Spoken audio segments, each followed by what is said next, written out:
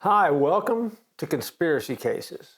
My name is Jeff Dixon, and we're going to look at another conspiracy over the next few episodes. It may be a conspiracy that you're not as familiar with. The reason we look at the conspiracy is not to prove or disprove the conspiracy. We leave that to you. But what we will do is we'll do the one thing that we can figure out and try to discover the truth.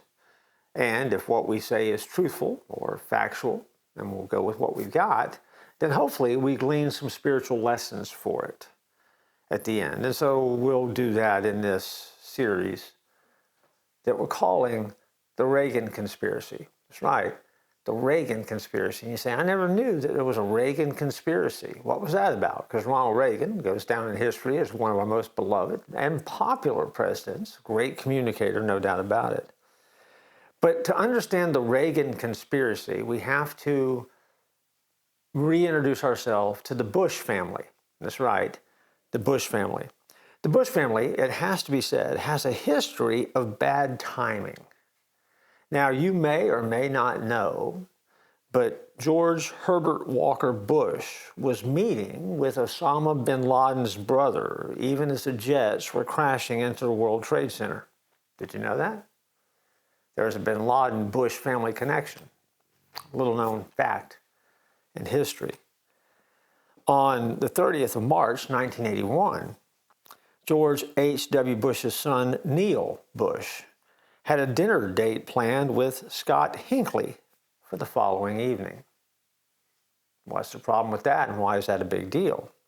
Well, on March 30th, 1981, George Bush was Vice President of the United States of America, and the President, Ronald Reagan, had just been shot by Scott Hinckley's brother, John Hinckley Jr. Now, process what I just told you.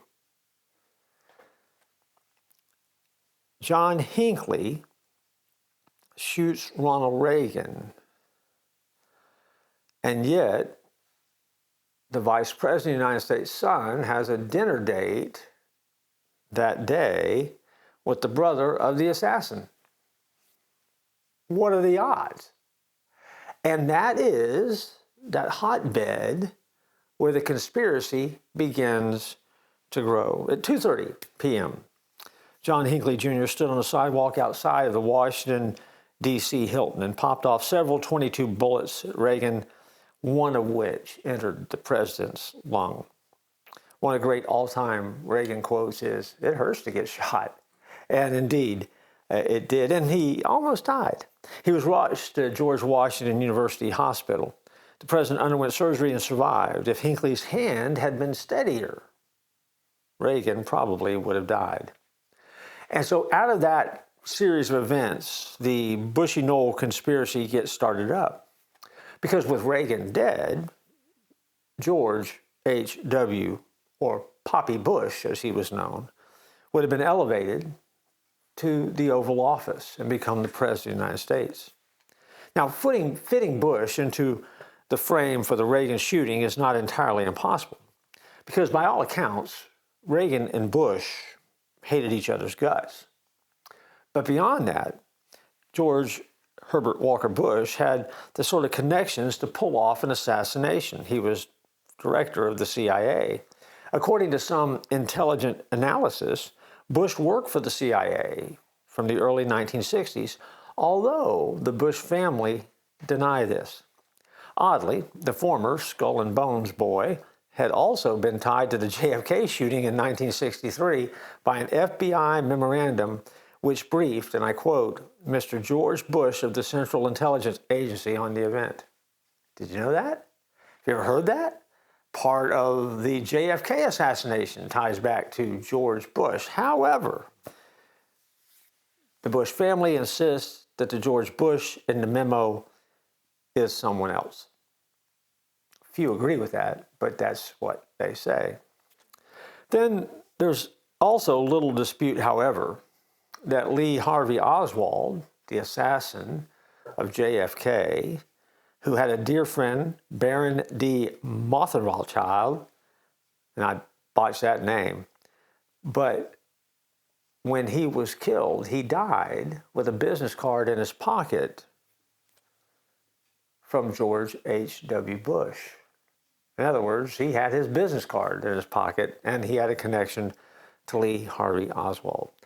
It doesn't matter because George Herbert Walker Bush had a spook career, if you will.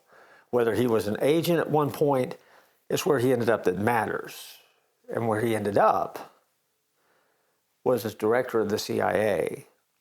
And it sets up the backdrop for the story.